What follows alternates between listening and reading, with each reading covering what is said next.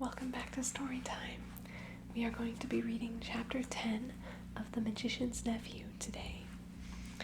In chapter 9, the lion finished his song.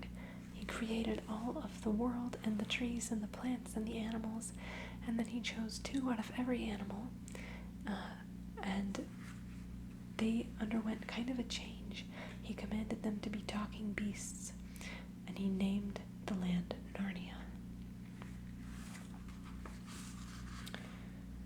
Oh, and Digory has decided that he's going to ask the lion for help to heal his mother, because he thinks this might be the land of youth, which Uncle Andrew very much wanted to take advantage of and create kind of a spa here and grow metal for battleships so he could sell them at full price and get rich. And he was interested in very selfish things and not at all in helping his sister, Digory's mother. But Digory has decided he wants to ask the lion for help. So that is where we are picking up for chapter 10. Chapter 10, The First Joke and Other Matters. It was, of course, the lion's voice. The children had long felt sure that he could speak, yet it was a lovely and terrible shock when he did. Out of the trees, wild people stepped forth, gods and goddesses of the wood. With them came fauns and satyrs and dwarfs. Out of the river rose the river god with his naiad daughters, and all these and all the beasts and birds in their different voices, low or high or thick or clear, replied, "Hail, Aslan! We hear and obey. We are awake. We love. We think. We speak. We know." "But please, we don't know very much yet," said a nosy and snorty kind of voice. And that really did make the children jump, for it was the cab horse who had spoken. "Good old Strawberry," said Polly. "I am glad he was one of the ones picked out to be a talking beast." And the cabbie, who was now standing beside the children, said, "Strike me pink. I always did say that horse had a lot of sense, though." "Creatures, I give you yourselves," said the strong, happy voice of Aslan. "I give to you forever this land of Narnia. I give you the woods, the fruits, the rivers. I give you the stars, and I give you myself. The dumb beasts whom I have not chosen are yours also. Treat them gently and cherish them, but do not go back to their ways, lest you cease to be talking beasts. For out of them you were taken, and into them you can return. Do not so." "No, Aslan, we won't," said everyone. But one perky jackdaw added in a loud voice, "No fear," and everyone else had finished just before he said it, so that his words came out quite clear in a dead silence, and perhaps you have found out how awful that can be, say, at a party. The jackdaw became so embarrassed that it hid its head under its wing as if it was going to sleep, and all the other animals began making various queer noises, which are their way of laughing, and which, of course, no one has ever heard in our world. They tried at first to repress it, but Aslan said, "Laugh and fear not, creatures. Now that you are no longer dumb and witless, you need not always be grave, for jokes as well as justice come in with speech."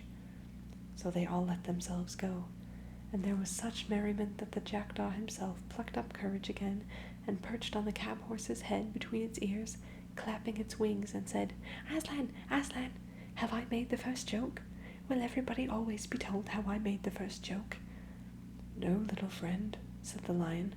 "You have not made the first joke. You have only been the first joke." Then everyone laughed more than ever, but the jackdaw didn't mind, and laughed just as loud till the horse shook its head and the jackdaw lost its balance and fell off, but remembered its wings. They were still new to it before it reached the ground. And here's a picture of some of the satyrs and the fauns, the naiads, and the crow. Some of these creatures.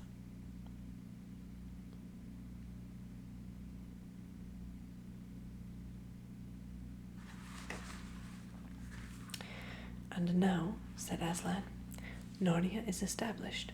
We must take thought for keeping it safe. I will call some of you to my council. Come hither to me, you the chief dwarf, and you the river god, and you oak, and the he-owl, and both the ravens and the bull-elephant. We must talk together, for though the world is not 5 hours old, an evil has already entered it. The creatures he had named came forward, and he turned away eastward with them. The others all began talking, saying things like, "What did he say had entered the world? A Nevil. What's a Nevil? No, he didn't say a Nevil, he said a weevil. Well, what's that?" "Look here," said Digory to Polly. "I've got to go after him. Aslan, I mean, the lion. I must speak to him." "Do you think we can?" said Polly. "I wouldn't dare."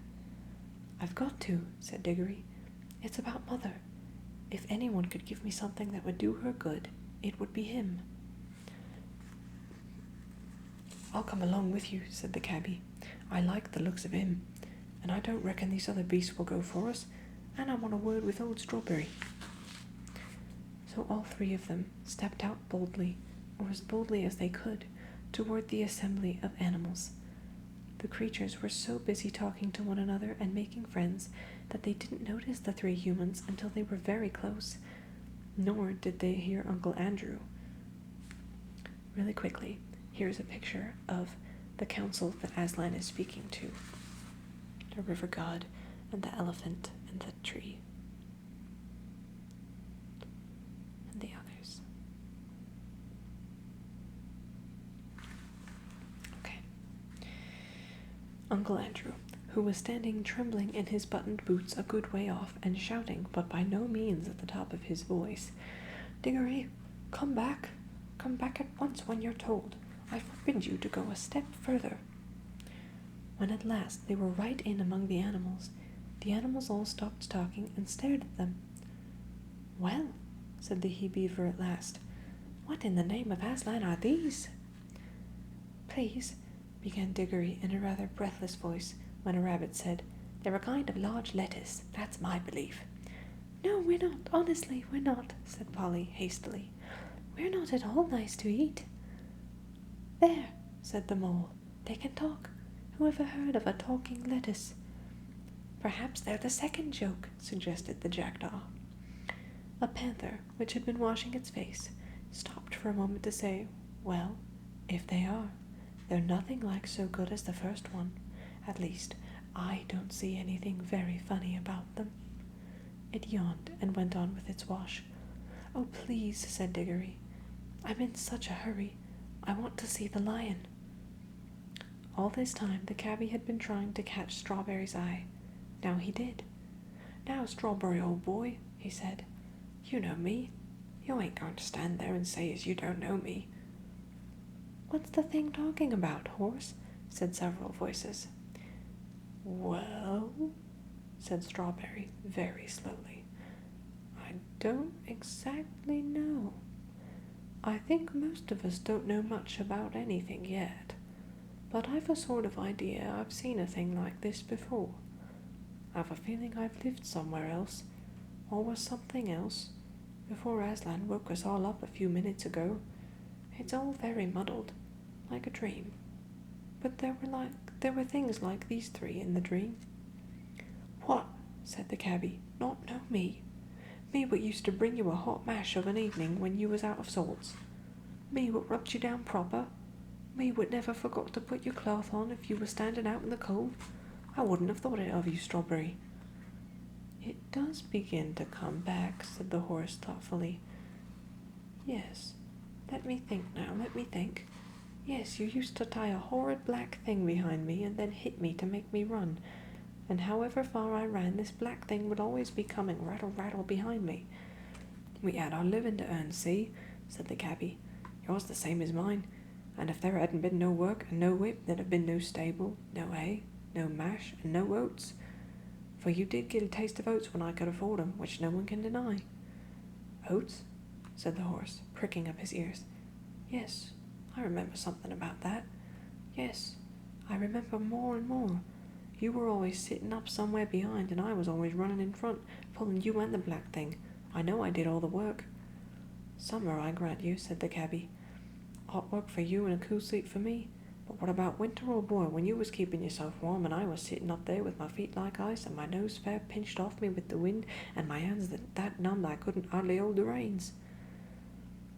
It was a hard, cruel country, said Strawberry. There was no grass, all hard stones. Too true, mate, too true, said the cabby. An hard world it was. I always did say those paving stones weren't fair on any horse. That's Lunnon, that is. I didn't like it no more than what you did. You were a country horse and I was a country man. Used to sing in the choir, I did, down at home. But there wasn't a living for me there. Oh, please, please, said Digory. Could we get on? The lion's getting further and further away, and I do want to speak to him so dreadfully badly. Look here, Strawberry, said the cabby. This young gentleman has something on his mind that he wants to talk to the lion about, him you call Aslan.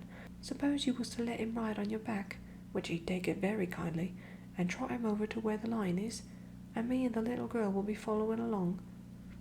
Ride? Said Strawberry. Oh, I remember now.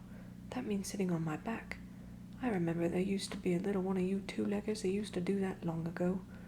He used to have a hard little square lump of some white stuff he gave me. They tasted, oh, wonderful, sweeter than grass. Ah, that'd be sugar, said the cabby. Please, Strawberry, begged Digory. Do let me get up and take me to Aslan. Well, I don't mind, said the horse. Not for once in a way. Up you get. Good old Strawberry, said the cabby. Here, young'un, I'll give you a lift. Digory was soon on Strawberry's back and quite comfortable, for he had ridden bareback before on his own pony. Now do gee up, Strawberry, he said. You don't happen to have a bit of that white stuff about you, I suppose, said the horse. No, I'm afraid I haven't, said Digory. Well, it can't be helped, said Strawberry, and off they went. At that moment, a very large bulldog, who had been sniffing and staring very hard, said, Look, isn't there another of those queer creatures, over there, beside the river, under the trees? Then all the animals looked and saw Uncle Andrew, standing very still among the rhododendrons, and hoping he wouldn't be noticed. Come on, said several voices, let's go and find out. So, while Strawberry was briskly trotting away with Digory in one direction, and Polly and the cabby were following on foot, most of the creatures rushed towards Uncle Andrew with roars, barks, grunts, and various noises of cheerful interest.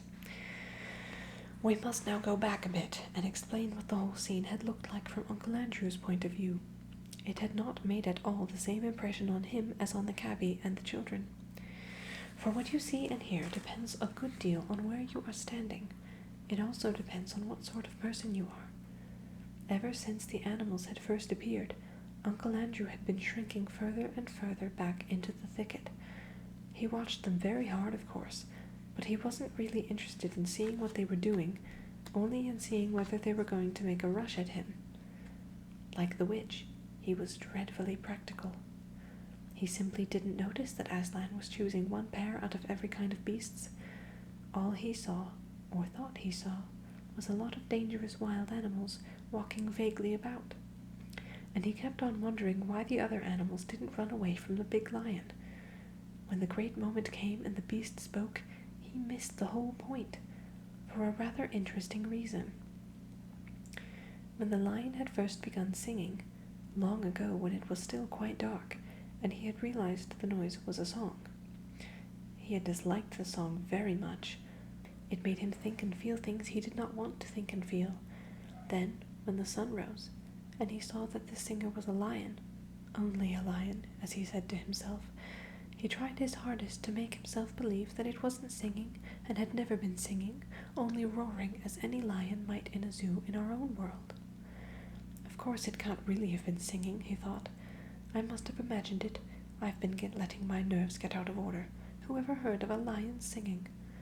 And the longer and more beautifully the lion sang, the harder Uncle Andrew tried to make himself believe that he could hear nothing but roaring. Now the trouble about trying to make yourself stupider than you really are is that you very often succeed. Uncle Andrew did. He soon did hear nothing but roaring in Aslan's song. Soon he couldn't have heard anything else, even if he had wanted to. And when at last the lion spoke and said, Narnia, awake, he didn't hear any words, he heard only a snarl. And when the beasts spoke in answer, he heard only barkings, growlings, bayings, and howlings. And when they laughed, well, you can imagine. That was worse for Uncle Andrew than anything that had happened yet. Such a horrid, bloodthirsty din of hungry and angry brutes he had never heard in his life. Then, to his utter rage and horror, he saw the other 3 humans actually walking out into the open to meet the animals. The fools, he said to himself. Now those brutes will eat the rings along with the children, and I'll never be able to get home again. What a selfish little boy that Digory is. And the others are just as bad. If they want to throw away their own lives, that's their business. But what about me? They don't seem to think of that. No one thinks of me. Finally, when a whole crowd of animals came rushing towards him, he turned and ran for his life. And here is a picture of him running for his life from all of these animals who are so interested in seeing what he is.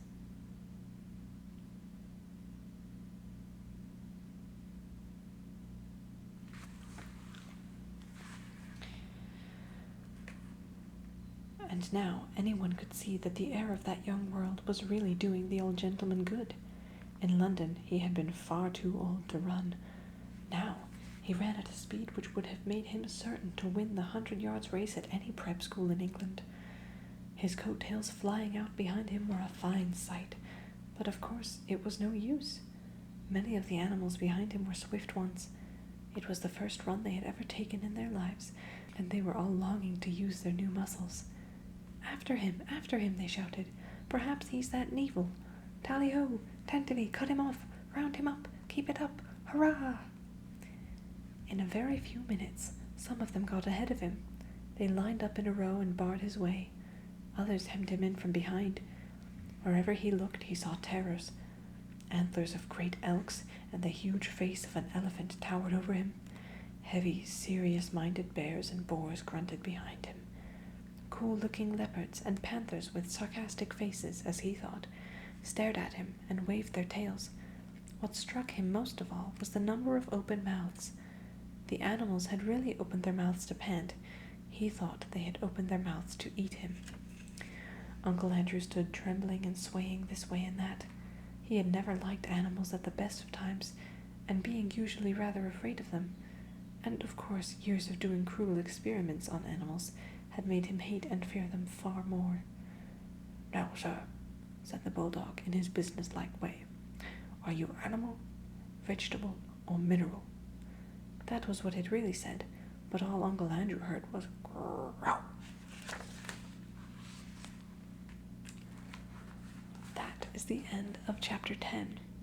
Join us for chapter 11 next time when we find the remainder of the story of those shenanigans that Uncle Andrew is finding himself in the midst of, and to see Digory speak with the lion Aslan. Have a wonderful day. Thanks again.